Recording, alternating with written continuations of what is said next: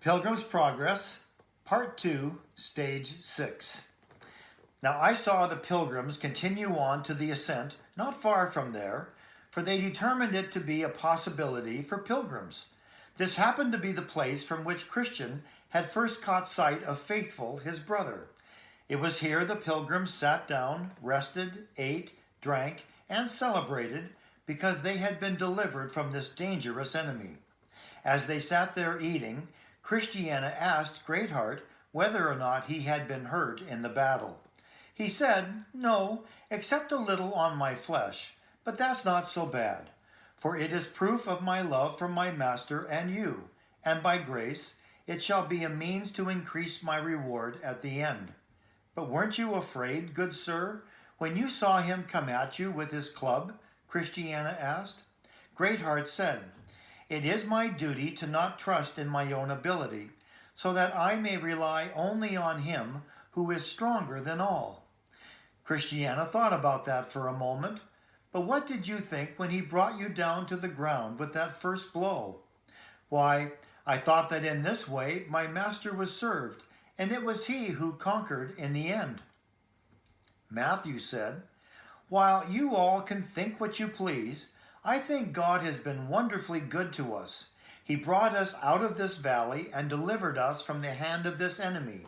As far as I'm concerned, I see no reason why we should ever distrust our God again, since he has given us such a testimony of his love now in such a place." Then the group of them got up and continued forward on their journey. Now a little ahead of them stood an oak. When they came to it, they found an old pilgrim fast asleep under it.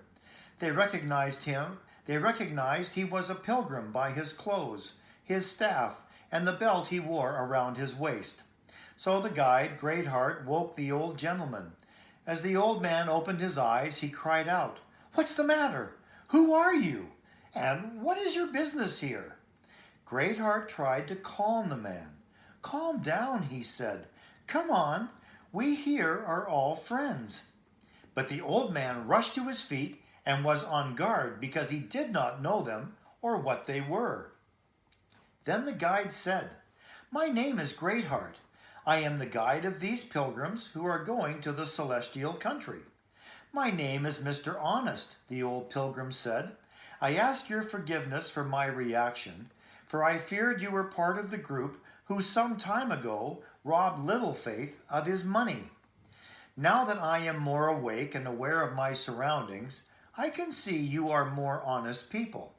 Greatheart asked, "What do you think you could have done to help yourself if we were in fact those people?" "What could I have done?" the man said. "Why, I would have fought to my last breath, and if I had, I'm sure you could never have bested me, for a Christian can never be overcome unless he surrenders himself." "Well said, Father Honest," Greatheart said, "for by this I know you are a man of the right kind, for you have spoken the truth.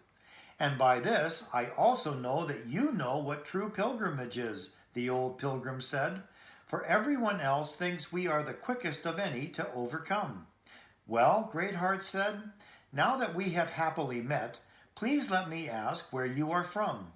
"I came from the town of Stupidity. It's the town just beyond the city of destruction." "Oh, you're that countryman," Greatheart said. "I've heard you called Old Honesty." The older gentleman blushed. "Not honesty in the abstract, but Honest is my name. I have to admit, I wish my nature agreed with my name. But, sir, how is it you have heard of me?" "I heard of you from my master," Greatheart said. "He knows everything, but I have often marveled that anyone from your hometown became a pilgrim, for your town is worse than the city of destruction." Mr. Honest nodded. "I agree. Those of us from Stupidity lie more often than the sun shines, and because of it, we are cold and senseless in heart. But even if a man were inside a mountain of ice, if the Sun of Righteousness arises upon him, his frozen heart will experience a thaw, and that is exactly what happened with me. I believe it, Father Honest, I believe it, for I know what you say is true." Then the old gentleman greeted all the pilgrims with a holy kiss of love, asked their names and how they had fared since they had set out on their pilgrimage. Christiana stepped forward first. "I'm sure you have heard my name, for good Christian was my husband, and these 4 are his children." She motioned toward her boys. You won't believe how the old gentleman reacted to the news of who she was. He skipped, he smiled, and he blessed them with 1,000 good wishes. He said, "I have heard so much about your husband and his travels, and the wars which he endured in his days. Be assured, the name of your husband resounds all through these parts of the world. He is famous for his faith, his courage, his endurance, and his sincerity." Then he turned to the boys and asked their names, which they told him one by one. He greeted Matthew and said, "Matthew, you are like Matthew the tax collector, not in wickedness, but in virtue." He turned his attention to Samuel and said, "He is like Samuel the prophet, a man of faith and prayer." And to Joseph he said, "You are like Joseph in Potiphar's house, pure and one who flees from temptation." He turned to James, the last of the boys. "You are like James the just, and like James the brother of our Lord." Then the boys told him about Mercy, and how she had left her town and her family to come along with their mother and them on pilgrimage. At hearing this, the old honest man turned to Mercy and said, "Mercy is your name. By mercy you shall be sustained and carried through all the difficulties that assault you along your way, until you come to that place where you will look directly at the fountain of mercy with comfort." During all this exchange, Greatheart walked along with his companions, very pleased and smiling at them. As they walked, Greatheart asked the old gentleman if he knew Mr. Fearing, for he had come on pilgrimage from those same parts as the old man. "Yes, very well," he said. He was a man who understood the root of the matter, but he was one of the most troublesome pilgrims I ever met in all my days. Greatheart said, "I can see you knew him, for you have given a very accurate description of his character." "I more than knew him. I was one of his closest companions. I was with him most near the end, though I was also with him when he first started to think about what would come after this life." Greatheart said, "I was his guide from my master's house to the gates of the celestial city." "Then you knew him to be a troublesome one." "I did," Greatheart nodded, "but I could bear it well enough. Men of my calling are often entrusted to conduct men such as him." "Well," Mr. Honest said, "tell us a little about him and how he behaved under your guidance." "Well, he was always afraid he would fall short of reaching the place he desired to go. Everything frightened him. I heard that he lay roaring at the Slough of Despond for more than a month. In all that time, he didn't dare to move on, even though he witnessed several others crossing the slough before him. And many of those people offered to lend him assistance, but he was too afraid to accept it. He wouldn't go forward, and he wouldn't go back again either. He said he would die if he didn't get to the celestial city, and yet he was discouraged by every difficulty and stumbled over problems as insignificant as straw when tossed in his way. After he had lain at the Slough of Despond a long time, one sunshiny morning he somehow ventured on and finally crossed over, though I don't know the details. He could hardly believe he had reached the other side. I think he had something like a Slough of Despond in his mind, like an internal mire that he carried with him everywhere he went. Otherwise he wouldn't have been so fearful of everything. So Mr. Fearing came up to the gate. You know the one I mean, the gate at the beginning of this way. There he stood for quite a while before he found the courage to knock.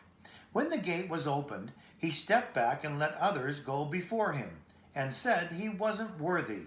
For even though he reached the gate before others, many of them went in before him. There at the gate, the poor man stood shaking and cowering. I dare say anyone who saw him would have pitied him, Finally he reached for the hammer which hung on the gate. He took it and rapped lightly a time or two. The gate opened to him, but he shrunk back again as he had done before. This time, though, the one who opened the gate stepped out after Mr. Fearing and said, "You who tremble, what do you want?" With that, Mr. Fearing fell to the ground. He who spoke to him marveled to see him so faint-hearted. So he said to him, "Peace be to you.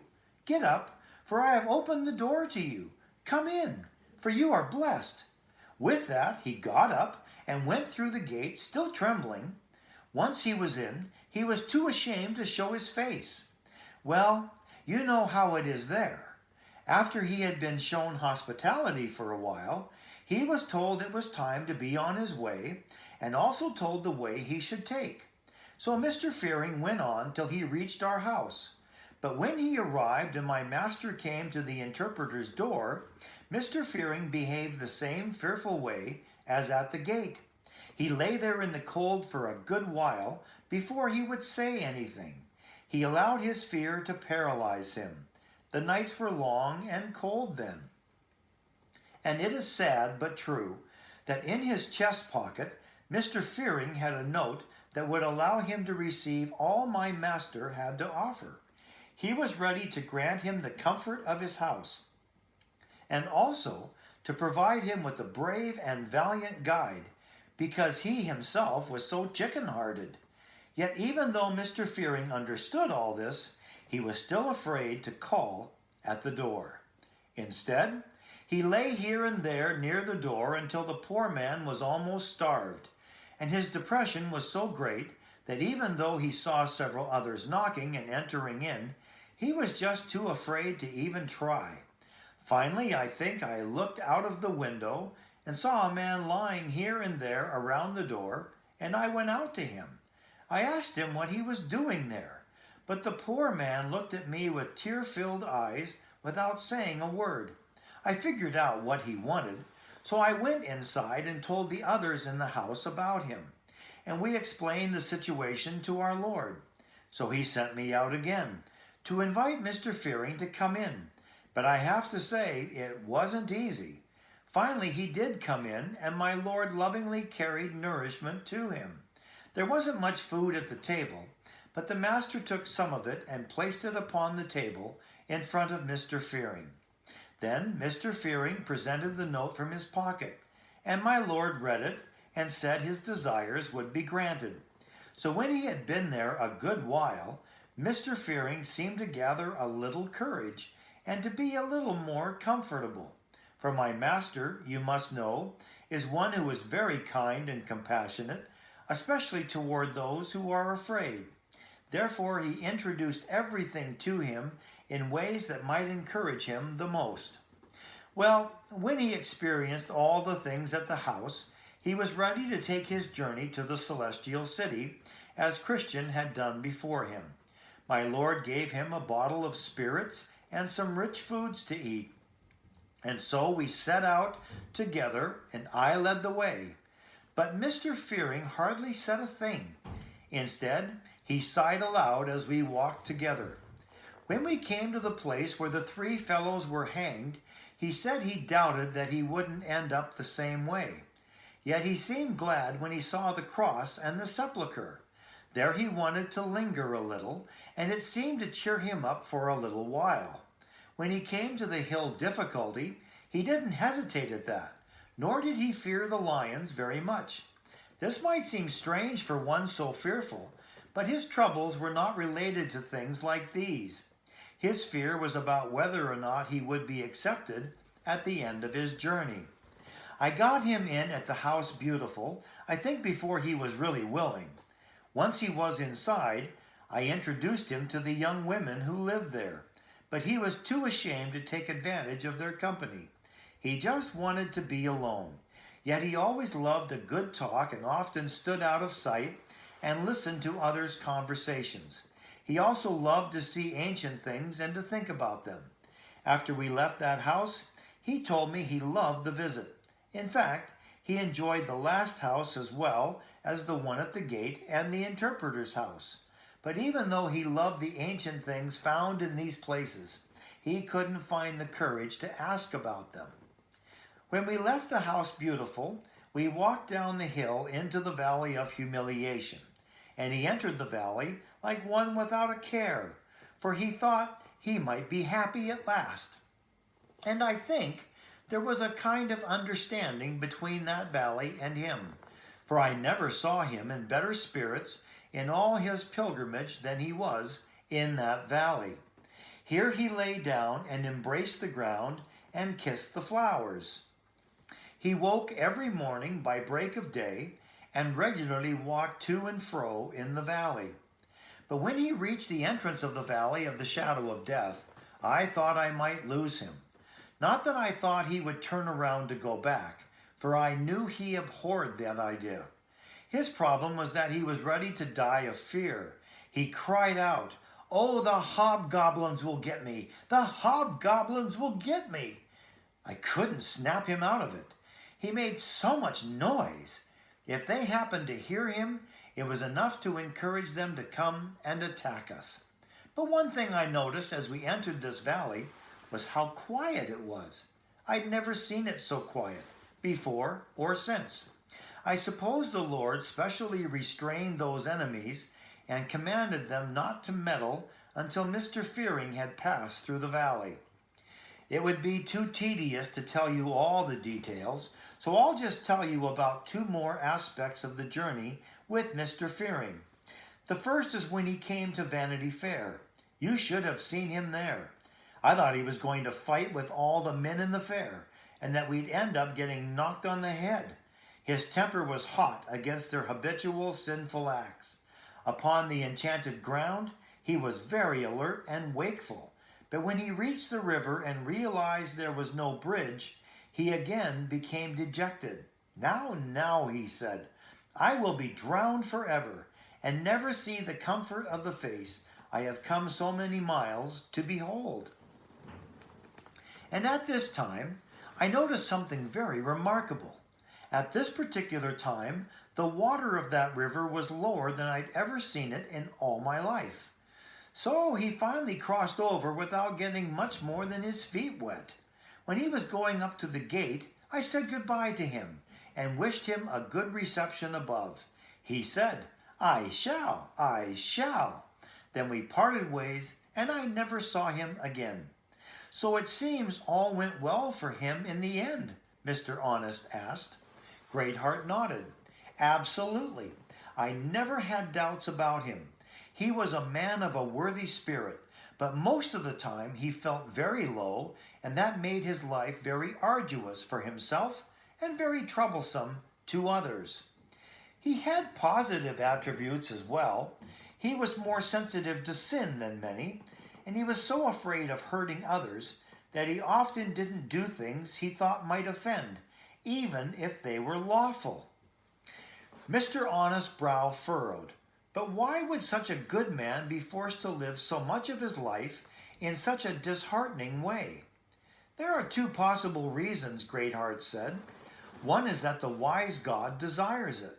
Some people must make a lot of noise, and others must weep. The other is best explained if we look at it like music. Think of Mr. Fearing as one who played a deep tone. While he and those like him sound notes that are more doleful than the notes of other music, some say the bass notes are the foundation of music. And for my part, I don't like that statement, because while it reflects a mindful sorrow, it does not address the weakness of mind some experience. The first string the musician usually touches is the bass, when he intends to put all in tune. God also plays upon this string first, when he sets the soul in tune for himself. Only there was the imperfection of Mr. Fearing in that he couldn't play any other music until later when he neared the end. I've made this bold metaphorical statement to help mature the understanding of young readers, and because in the book of Revelation, the saved are compared to a company of musicians who play upon their trumpets and harps and sing their songs before the throne. Mr. Honest said, By what you have said, Mr. Fearing was a very zealous man. He didn't fear difficulties, lions, or Vanity Fair. It was only sin, death, and hell that filled him with terror, because he had some doubts about his share in that celestial country. You're right, Greatheart said. Those were the things that troubled him, and they, as you have correctly observed, arose from the weakness of his mind. His fearfulness was not from weakness of spirit pertaining to the practical aspect of living a pilgrim's life. I believe, like the proverb says, that he could have bit a firebrand and withstood it in his own way and not feared it in the least. But the things with which he was oppressed, no man could ever help him shake off easily. Then Christiana said, hearing about Mr. Fearing and his struggles has done me good, because I thought nobody else was like me. But now I see a similarity between this good man and me. We just differed in two ways. His troubles were so great that they showed to everyone around him, but mine I kept inside. His struggle made his life so difficult that he could not knock at the door to the very houses willing to show him hospitality, while my trouble was such that it made me always knock even louder. Mercy said, I'd also like to speak my heart if you'll permit me, for I must say I too am similar to him in another way. For I have always been more afraid of the lake and the loss of a place in paradise than I have been about the loss of other things. Oh, I thought if only I had the assurance to know I have a place there, it would be enough. I would give up everything I have in all this world to win it. Matthew said, I experienced fear too, but for me it was a fear that perhaps I wasn't saved, that I lacked within me the thing that accompanies salvation.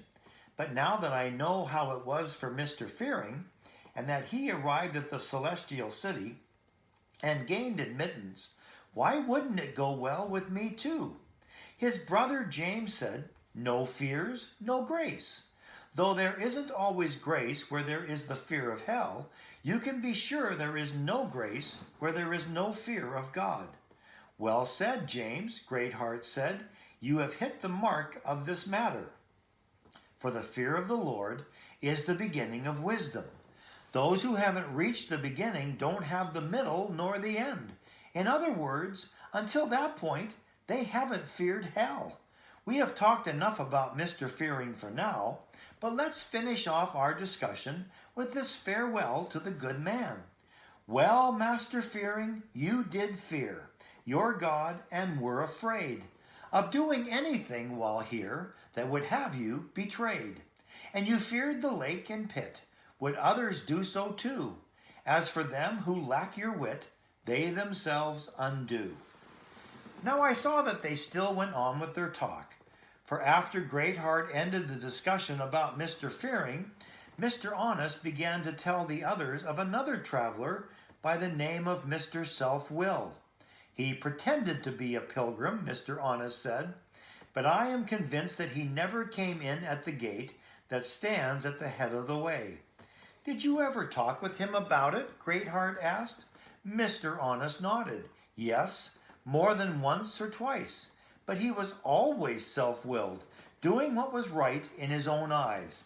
He didn't care what others said or did, and he didn't care to enter into discussion or argument regarding the truth, nor was he willing to learn from others' examples. All he did is what he wanted to do and follow his own way and nothing else. Please tell me more about the principles he held, for I'm sure you can tell me since you spent time with the man.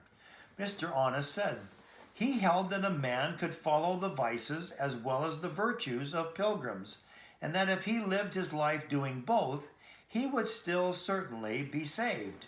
Greatheart frowned. How could he think that? I could understand if he had said it as possible for the best pilgrim to be guilty of the vices as well as to partake of the virtues. If that's what he said, then he would have been correct. For while we are on this side of the river, we are not expected to live absolutely vice-free. However, we are to watch and strive to live vice-free. But if I understand you correctly, this is not what he meant, but rather he meant that it was allowable for a pilgrim to continue on doing as he pleased, right or wrong. Mr. Honest bobbed his head earnestly. Yes, yes, that is exactly what I mean. That's what he believed, and that's how he lived his life. But what did he base this belief on? Greatheart asked. Why, he said he had scripture that backed him up and permitted him to live this way. Greatheart's brows raised in mild surprise. Really? Scripture? Can you give us a few examples? I will try to explain it as he did. For instance, he said to have other men's wives was permitted, because David, God's beloved, had done so. His reasoning was that since David did it, he could do it. He said that having more than one woman was permitted because it was a thing practiced by Solomon. He also said that Sarah and the godly midwives of Egypt lied, and so did Rahab when she hid the spies, and therefore he could lie. He also said that the disciples went at the bidding of their master and untied the ass that did not belong to them and took it. And so it's fine for him to take what belongs to others too. He said that Jacob got the inheritance from his father through guile and dishonesty, and therefore he could practice such things as well. Greatheart shook his head thoughtfully. He has certainly raised the lowest types of behavior as his examples. And you are sure this was his opinion? Yes, Mr. Honest said. I heard him plead his case for it, and he pointed to Scripture to support such beliefs and to bring arguments for it into discussion with others. Greatheart said, his is an erroneous opinion that should not be allowed in the world. Let me clarify one thing, Mr. Honest said. He did not say that this behavior is permitted for everyone, but only for those who did such things before they were saved. For them it is, according to him, permitted to continue doing the same. But this is a false conclusion, for it is the same as saying that because good men until now have been weak and sinned, that it's okay for them to continue in this way and to do so on purpose and without any shame. Or it is like saying because a child is blown by a blast of wind or stumbles over a stone and falls in the mire and becomes filthy, that he should willfully lie down and wallow like a pig in the muck. Who would have thought that anyone could have been so blinded by the power of lust to this extent? But what is written must be held as true. They stumble at the word, being disobedient, to which they were also appointed. His supposing that people who addict themselves to their vices may also have godly virtues is a strong delusion. To feed on the sin of my people, like a dog licks up filth, does not reveal that such a person even possesses virtues. Nor can I believe that one who holds to this opinion can presently have faith or love in him. I know you have made strong objections against him regarding this view. When you did, what could he say for himself? Mr. Honest shrugged.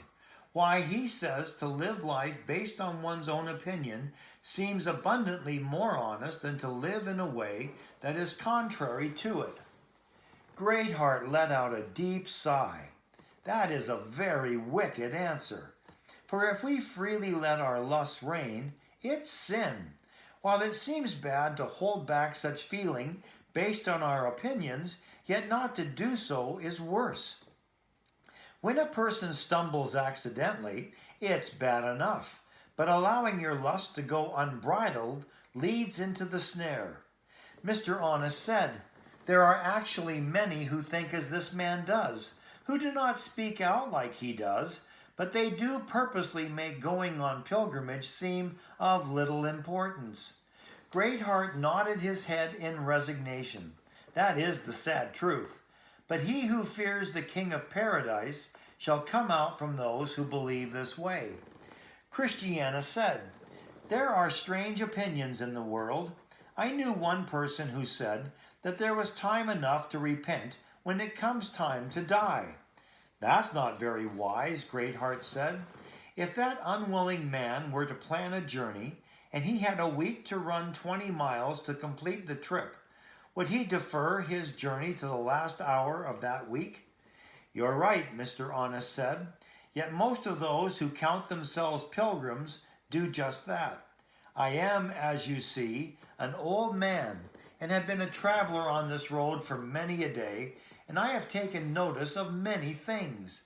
I have seen some who have set out with so much enthusiasm that it seemed as if they would drive all the world before them, and yet in a few days they died like those in the wilderness who never got to see the promised land. I have also seen some who promised nothing when they first set out to be pilgrims. If you saw pilgrims such as these, you would think them unable to survive a day, and yet they proved to be very good pilgrims. I have seen some who have run quickly forward, only to have them run back quickly again after a little time. I have seen some who have spoken very well of a pilgrim's life at the beginning, but after a while have spoken just as much against it. I have also heard some who speak positively when they first set out for paradise. They say, there is such a place, but when they almost get there, they come back again and say, there is no such place.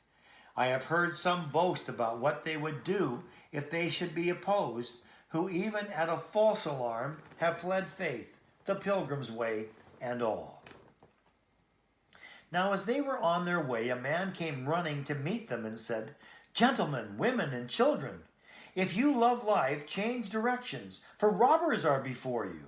Greatheart said, They are the 3 who formerly assaulted little Faith, but we are ready for them. So they cautiously continued on their way and looked this way and that, wherever there was a turn or place where the villains could try to ambush them. But whether the robbers had heard of Greatheart's reputation or it was some other reason, the 3 robbers never even approached the pilgrims. Christiana wished for an inn to refresh herself and her children because they were weary. Mr. Honest said, There is an inn a short distance ahead of us where a very honorable disciple by the name of Gaius dwells. They all decided to turn in there and refresh themselves since the old gentleman had given them such a good report. When they came to the door, they went in without knocking, for folks didn't used to knock at the door of an inn. Then they called for the master of the house, and he came to them. So they asked if they might spend the night. Gaius said, Yes, gentlemen, if you are true believers, for my house is only for pilgrims. This news made Christiana, Mercy, and the boys happy, because the innkeeper showed love for pilgrims. The pilgrims were appointed rooms. Gaius showed one for Christiana, her children, and Mercy, and another for Greatheart and Mr. Honest. Greatheart said, Good, Gaius, do you have anything for supper? He gestured toward the others. These pilgrims have come far today and are weary. It's late, Gaius said. Too late to go out to look for food, but what we have you are welcome to, if that will do. We will be perfectly content with whatever you have in the house. For as much as I have ascertained, you are never needy if you are satisfied with what is on hand. Excuse me. Then Gaius went down and spoke to the cook, whose name was Taste That Which Is Good, and instructed him to get supper ready for so many pilgrims. When he finished, he returned to the pilgrims and said, Come, my good friends, you are welcome to join me. I am glad I have this house and that I am able to show you hospitality. While supper is being prepared, let us sit and entertain one another with some good discussion, if you please. The pilgrims all nodded and said they would be delighted to join him. Gaius opened the discussion by asking about Christiana and the others. Whose wife is this older woman, and whose daughter is this young woman? Greatheart motioned toward Christiana and said, This woman is the wife of a former pilgrim by the name of Christian, and these are his 4 children. Then he nodded toward Mercy. The young lady is a friend of hers, one whom she persuaded to come with her on pilgrimage. The boys all take after their father and desire to walk in his steps. And if they come across any place where their father has lain on pilgrimage, or even happen to see the print of his foot, it ministers to them and fills their hearts, with joy. It ministers to them and fills their hearts with joy, and they crave to lie or walk in the same way. Gaius said, "Is this Christian's wife, and these Christian's children? I knew your husband's father and also his father's father. Many good men have come from this stock. Their ancestors first lived at Antioch.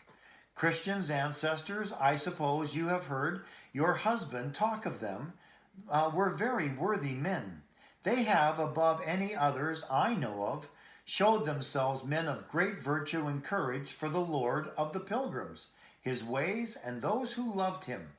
I have heard of many of your husband's ancestors who have stood all manner of trials for the sake of the truth. Stephen, who was one of the first of the family from which your husband's family line sprang, was stoned to death. James, another from that same generation, was slain with the sword. To say nothing of Paul and Peter, men anciently related to the family from which your husband came, and Ignatius, who was thrown to the lions, Romanus, whose flesh was cut by pieces from his bones, and Polycarp, who played the man in the fire when they tried to burn him at the stake. When the flames didn't hurt him, they stabbed him.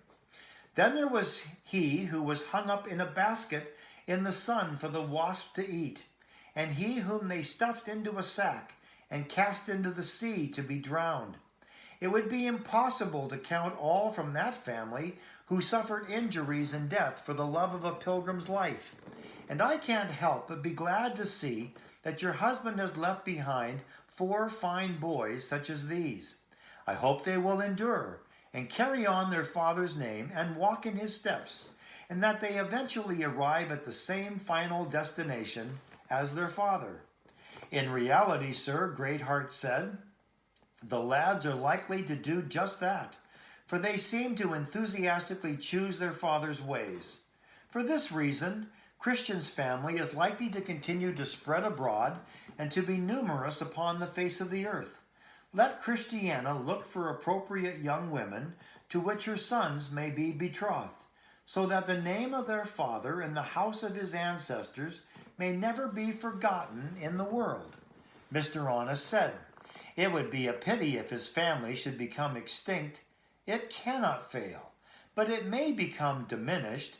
But let Christiana take my advice, and it will be sustained.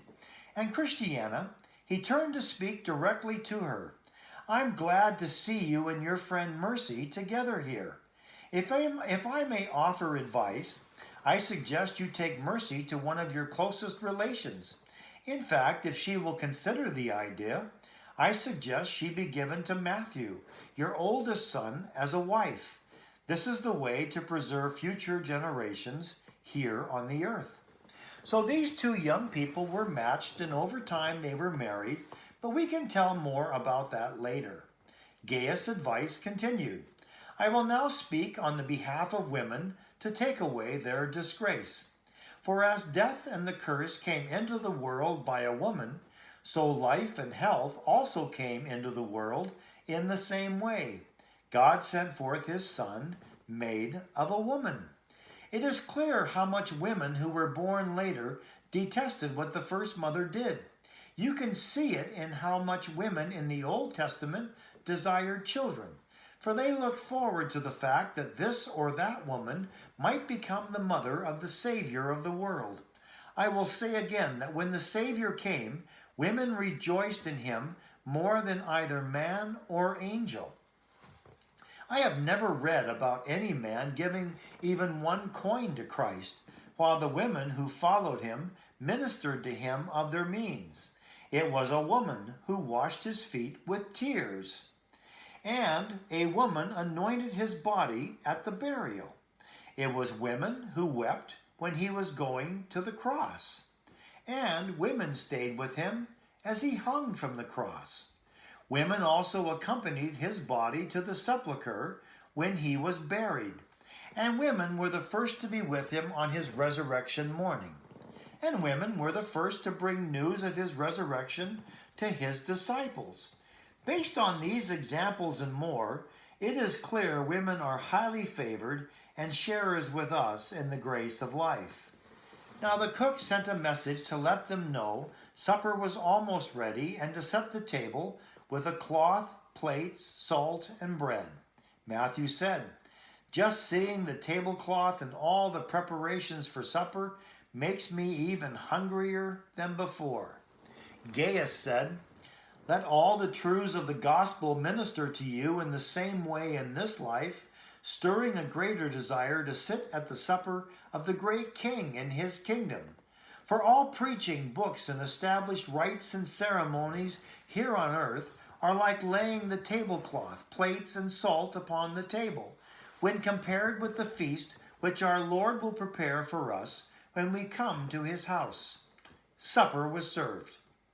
First, a right shoulder roast, which represented a heave offering, was brought to the table, followed by the breast of the wave offering. Each was set on the table to remind the pilgrims to begin their meal with prayer and praise to God. In the same way, David lifted the heave shoulder and wave breast along with his heart up to God to show where his heart lay. Following this, he used to play his harp. These two dishes were very fresh and good, and they all ate heartily. Next, a bottle of wine, red as blood, was brought to the table. Gaius said to them, "Drink freely. This is the true juice of the vine that makes the heart of God and man glad." So they drank and were merry. Next, a dish of fresh, delicious milk was served. Gaius said, "Let the boys have that to help them grow." Among the courses, they brought up a dish of butter and honey. This time Gaius said, "Eat freely of this, for this is good to cheer up and strengthen your mind in understanding and when making judgments. This was our Lord's dish when he was a child." Next, they brought a dish of fresh, tasty apples to the table. Matthew asked, "May we eat apples, since it was by this fruit the serpent deceived our first mother?" Gaius nodded. Apples were the fruit by which we were deceived. Yet sin, not apples, has defiled our souls. It is not the actual eating of the apple that corrupts. To eat this fruit does us good. For it is written, "Sustain me with raisin cakes, refresh me with apples." Then Matthew said, "I had misgivings because a while back I was sick because I ate fruit."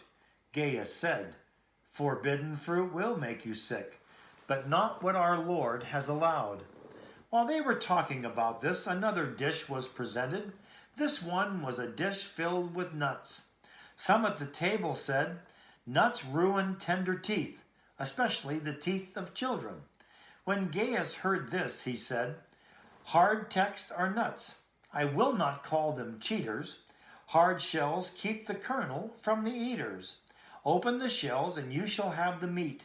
These have been brought to the table for you to crack and eat." Then the pilgrims were very merry and sat at the table a long time, talking about many things. Then the old gentleman, Mr. Honest, said, "My good innkeeper, while we crack nuts, will you please explain this riddle? A man there was, though some did count him mad. The more he cast away, the more he had." Then they all paid close attention, waiting to see what good words Gaius would have to say. For a moment he sat still. Then he said, "He who gives his goods to the poor shall have it returned to him, and 10 times more." Joseph's eyes grew wide.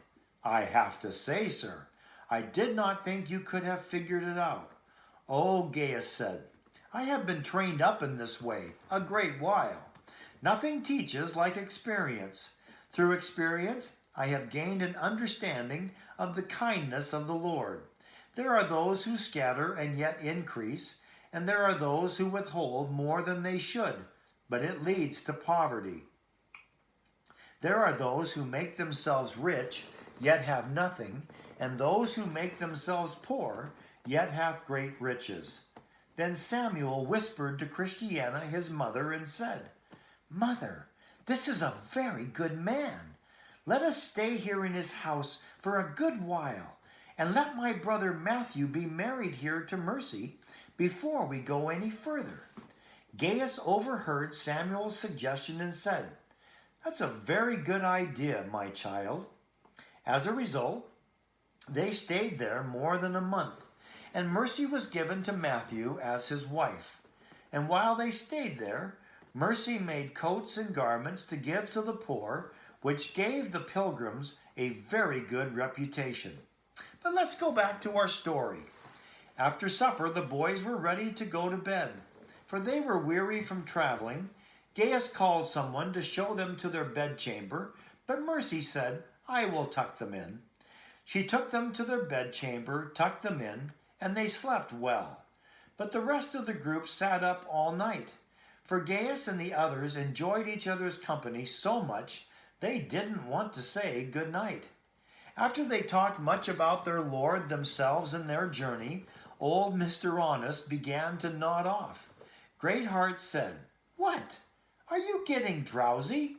Come on, here's a riddle for you to think about." "Let us hear it," Mr. Honest said. Greatheart said, "He who would kill must first be overcome. He who would live abroad first must die at home." "Ha," said Mr. Honest, "that is a hard one, hard to explain and harder to practice. I will leave it to you, innkeeper, if you please, to expound it, for I would like to hear what you have to say."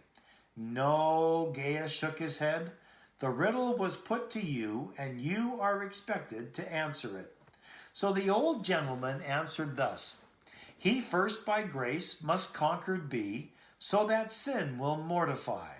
So he who lives would convince me, unto himself must die." "That's right," Gaius said. "This answer contains good doctrine and knowledge to be taught to others. Until grace, Jesus Christ, displays itself and overcomes the soul with its glory, it is altogether impossible to oppose sin. For if sin is the cord by which Satan binds the soul, how would it be possible for it to resist before it is loosed from that bondage?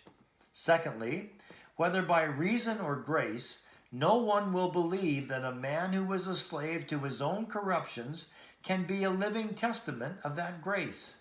And talking about this has brought a story worth telling to mind. There were two men who went on pilgrimage. One began when he was young, the other when he was old. The young man had strong depravities to grapple with. The old man's were weaker due to the deterioration of nature. The young man walked each day in the same way as the older man. Their walk looked the same, but which of them had their graces shining clearest, since both looked to be alike? "The young man's without a doubt," Mr. Honest said.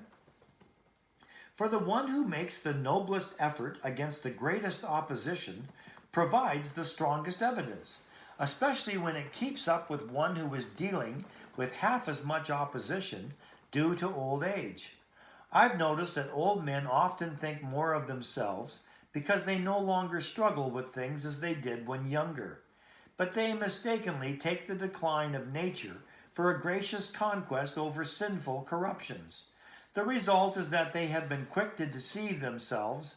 Indeed, old gracious men are best able to give advice to those who are young, because they have seen most of the meaninglessness of things. Yet for an old man and a young man to set out together, the young one has the advantage of witnessing the clearest discovery of a work of grace within himself, even though the old man's corrupt ways are naturally the lesser of the two." In this way, they sat talking until the break of day. Now when the family had awakened and were up and about, Christiana told her son James that he should read a chapter. So he read Isaiah 53. When he finished, Mr. Honest asked why it said that the Savior was to come out of a dry ground, and also that he had no form nor comeliness in him. Start here, Mr. Greatheart said. As for the dry ground, it refers to the Jews from which Christ came, for they had almost lost all the sap and spirit of faith. They were spiritually dried up. As to the bit about no form or comeliness, the words are spoken to unbelievers, who judge based on outward appearance, even though they desire to see into our Prince's heart.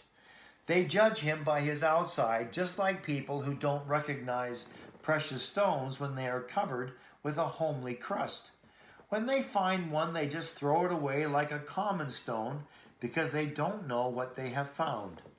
Well, Gaius said, while you are here, and since I know Mr. Greatheart is good with his weapons, if you'd like, after we have washed up and eaten, we'll go out into the fields to see if we can do some good. You see, about a mile from here, there lives one Slaygood, a giant, who annoys those traveling the king's highway in these parts. I have a pretty good idea where his haunt is. He is the master over a number of thieves, and it would be a benefit if we could clear these parts of him. So they all consented and headed out, Mr. Greatheart with his sword, helmet, and shield, and the rest with spears and staves. When they came to the place where he was, they found him with Feeble-mind in his hands, for his servants had captured the poor man along the way and brought him to their master. Now the giant was searching him and planned to pick his bones when he was done, for he was a flesh-eater. Excuse me.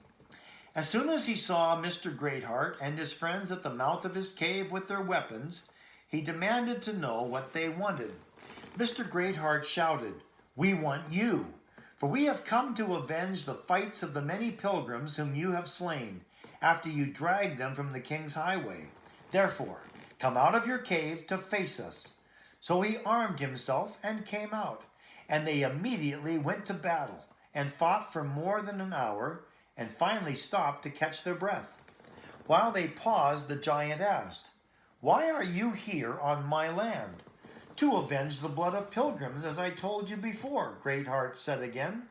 So with that, they went to battle again, and the giant pushed Mr. Greatheart back, causing him to lose ground. But he gained it back again.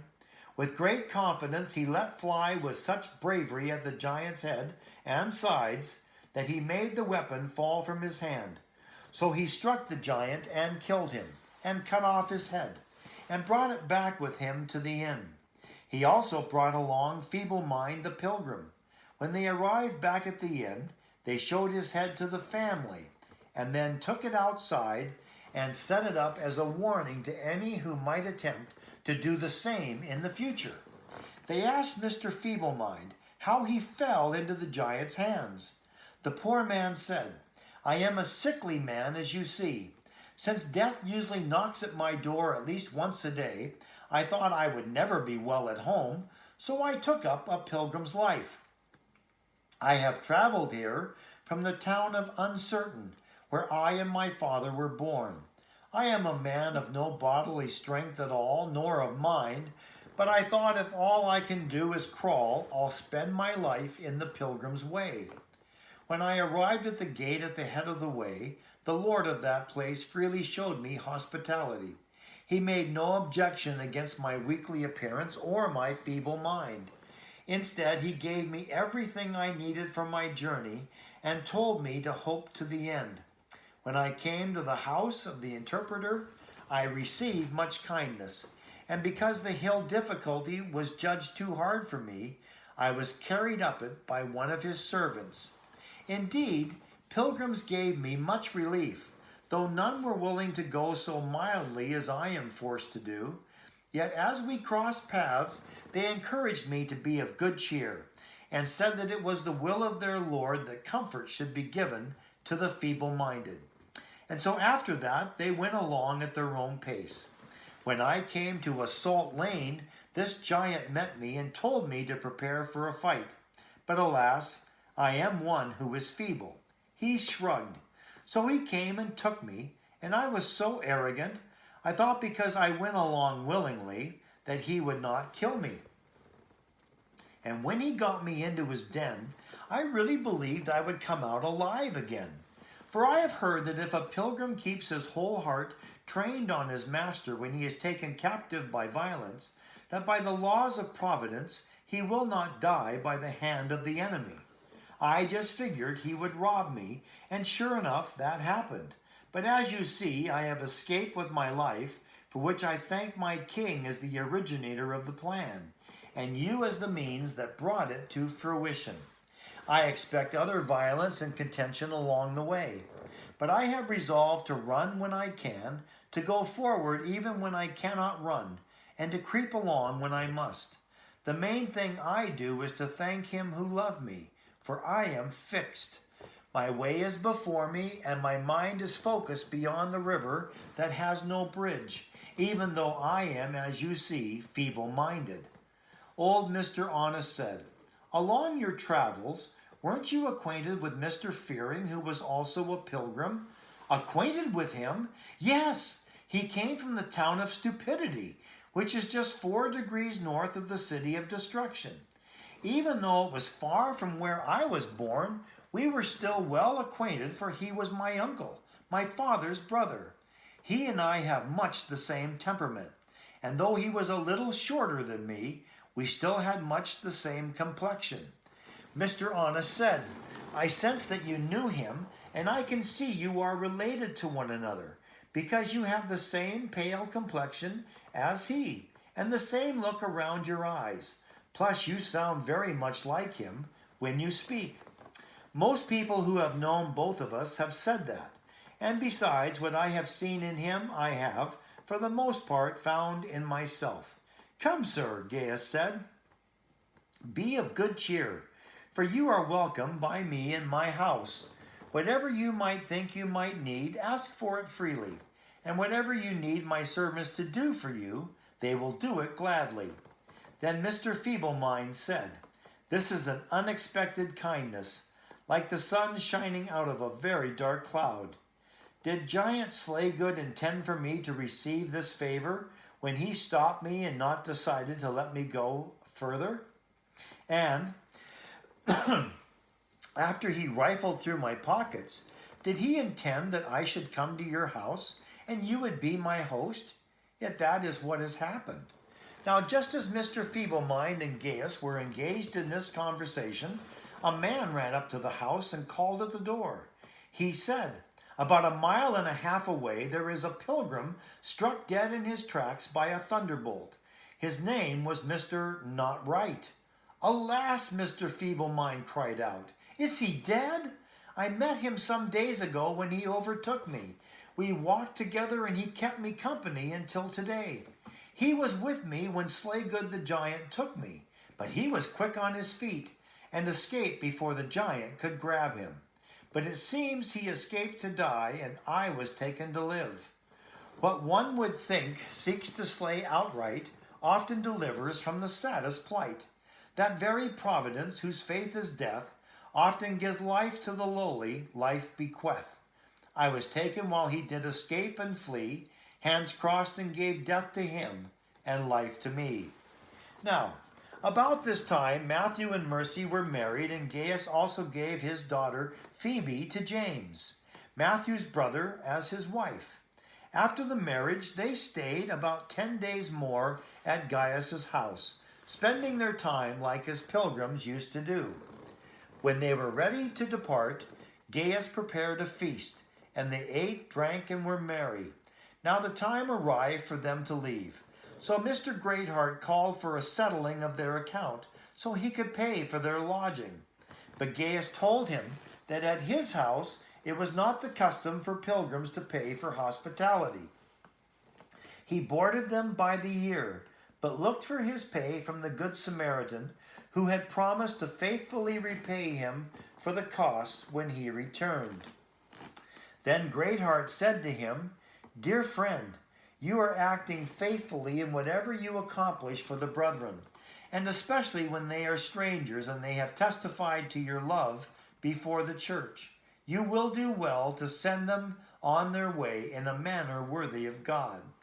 Then Gaius and his children said goodbye to all of them, and as he said farewell to Mr. Feeble-mind, he also gave him something to drink as he traveled away. But when they were going out the door, Mr. Feeble-mind lingered in the house. When Mr. Greatheart saw him dawdling, he said, "Please come along with us, Mr. Feeble-mind. I will be your conductor and guide, and you shall advance along the way with the rest of the pilgrims." Mr. Feeble-mind sighed and said, "Alas, I desire a suitable companion, but you are all robust and strong, while, as you see, I am weak." Excuse me. "Therefore, instead of coming with you now, I plan to follow at my own pace, so my many infirmities won't become a burden to you or me. Like I told you, I am a man of a weak and feeble mind, and things that you all can bear upset me and make me weak. As a traveling companion, I don't like laughing, I don't like cheerful clothing, and I don't like useless questions. No, I'm such a weak man that things which others have the freedom to do displease me, and I'm a very ignorant Christian man, for I still don't know all the truth. Sometimes if I hear people rejoice in the Lord, it bothers me because I don't feel the same way. I am a weak man among the strong, or like a sick man among the healthy, or as a lamp shunned. I don't know what to do." "But Brother," Greatheart said, "I have been commissioned to comfort the feeble-minded and to support the weak. You must come along with us. We will wait for you and help you along the way. We will refrain from talking about preconceived notions and practical things that may upset you, and we will avoid opinionated disputes, for we will become all things to you rather than leave you behind."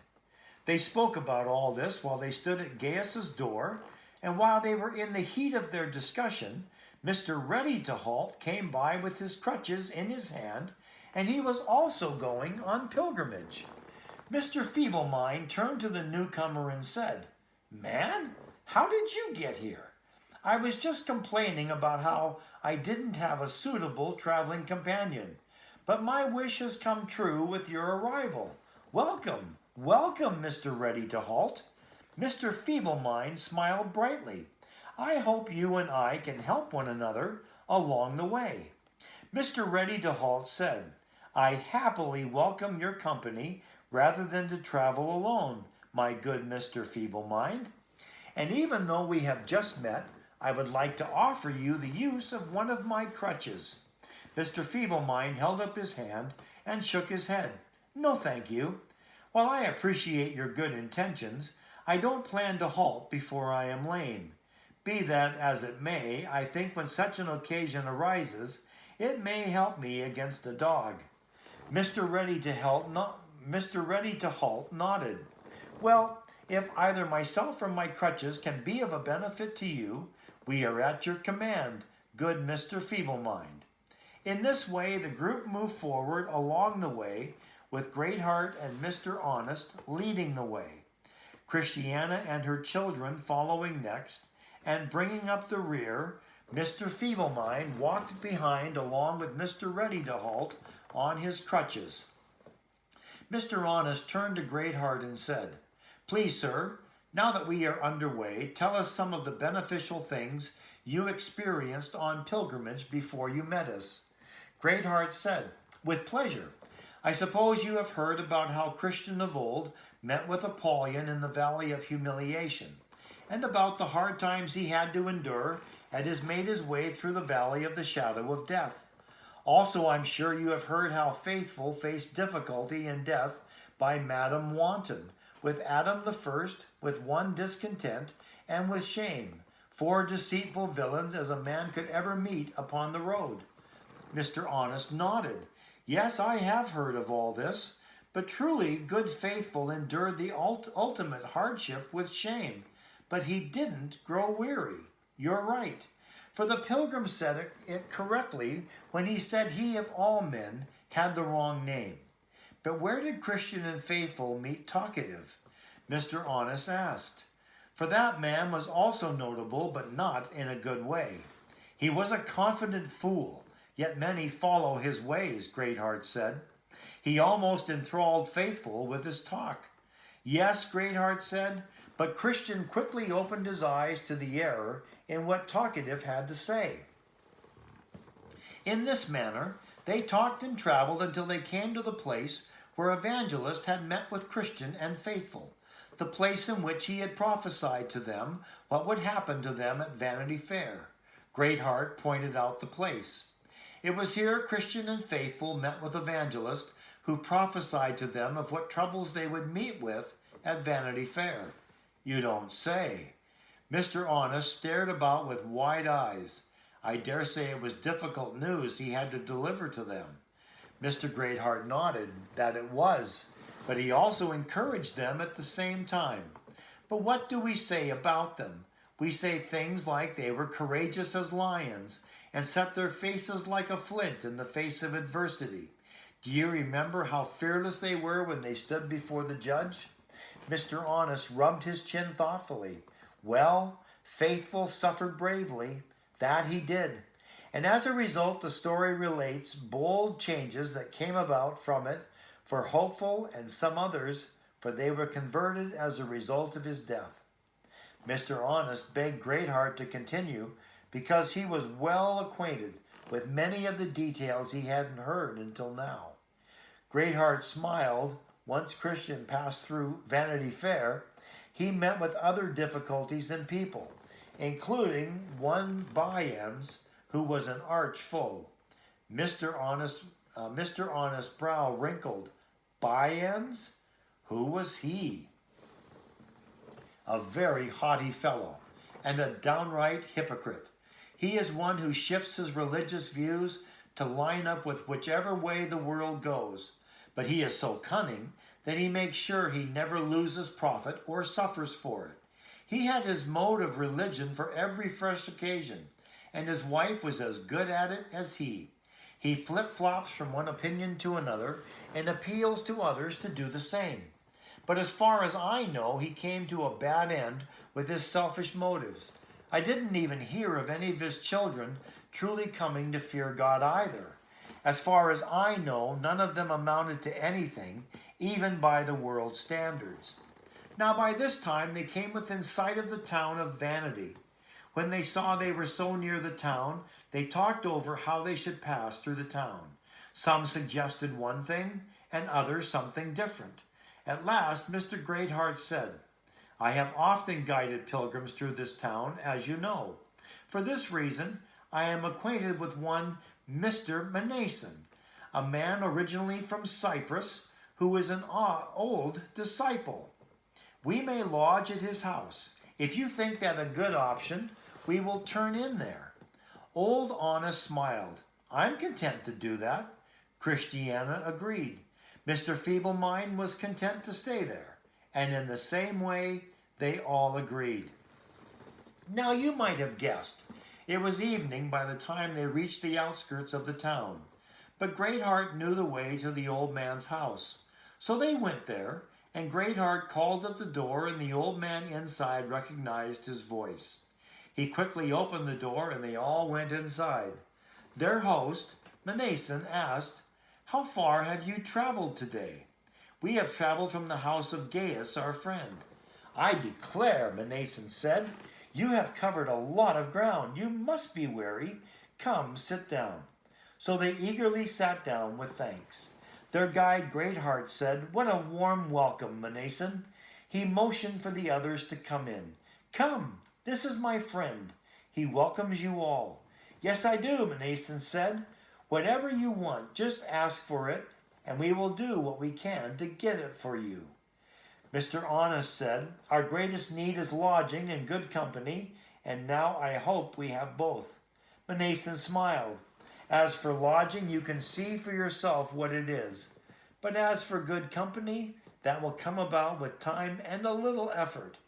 Are you willing to have the pilgrims stay here? Mnason nodded. I am. So he led them to their respective places and showed them a very clean upper room where they might gather to enjoy each other's company and eat together until it was time for bed. Now they were seated in their places around the table and were in a good mood after their journey. Mr. Honest asked his landlord Mnason if there were any amount of good people in the town. "We have a few," he shrugged, "but there are far less compared with them who live on the other side."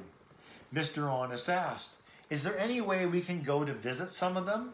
For the finding of other good men for those who are on pilgrimage is like the appearance of the moon and stars to those sailing upon the seas." Mnason stamped with his foot, and his daughter Grace came up. He said, "Grace, go tell my friends, Mr. Contrite, Mr. Holy Man, Mr. Love Saints, Mr. Dare Not Lie, and Mr. Penitent, that I have a friend or two at my house who have the desire to see them this evening." So Grace left the house and went to call them. In a short time they all came, and after introductions and greetings were exchanged, they sat down together at the table.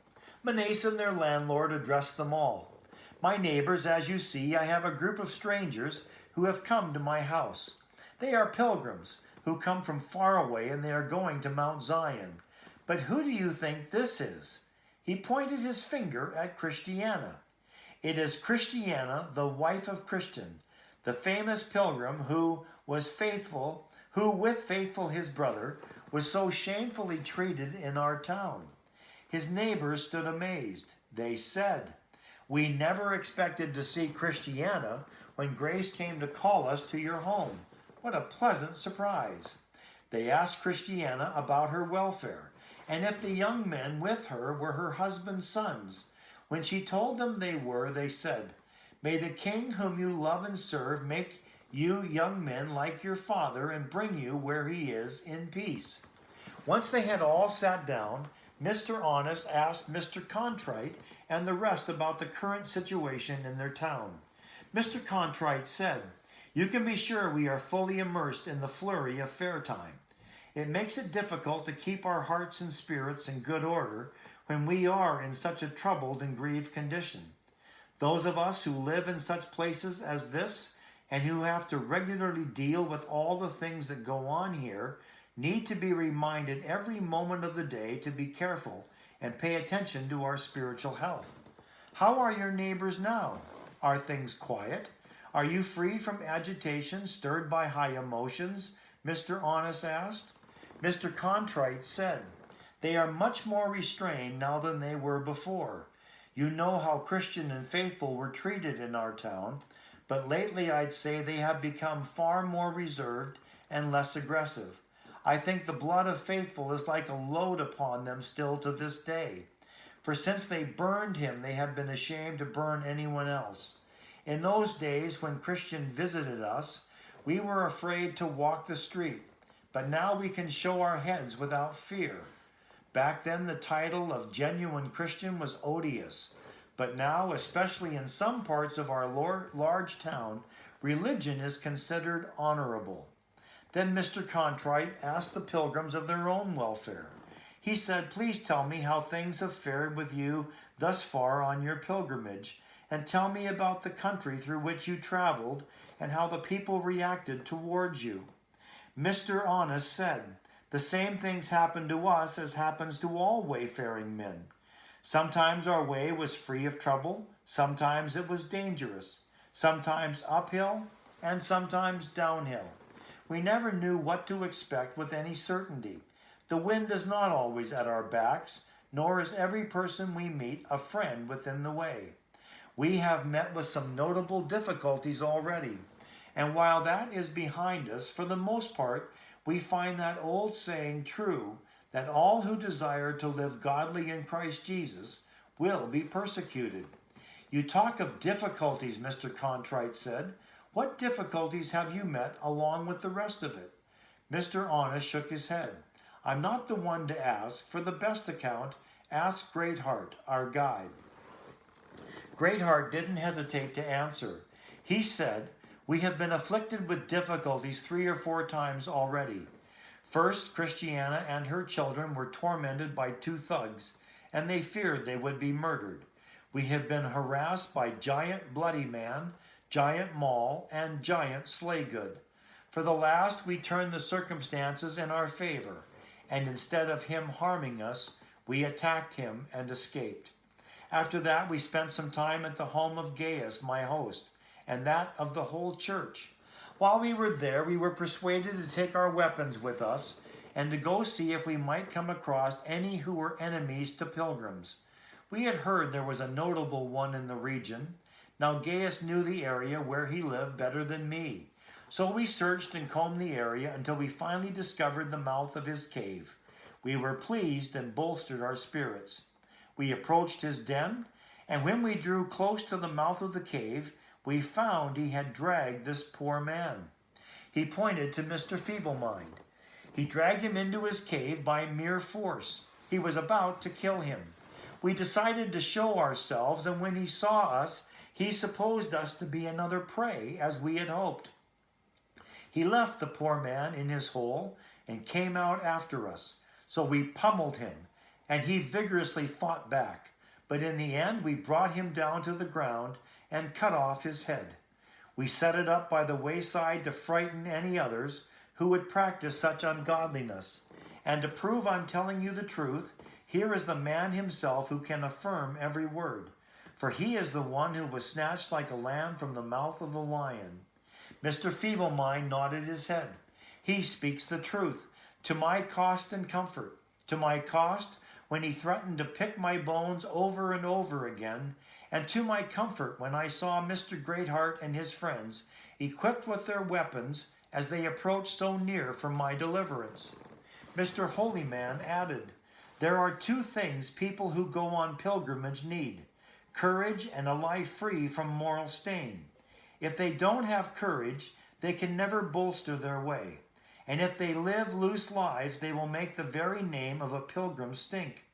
I hope this warning isn't needed among this group, Mr. Love Saint said, but really there are many who walk the road who rather say they are strangers to pilgrimage than admit they are strangers and pilgrims on the earth.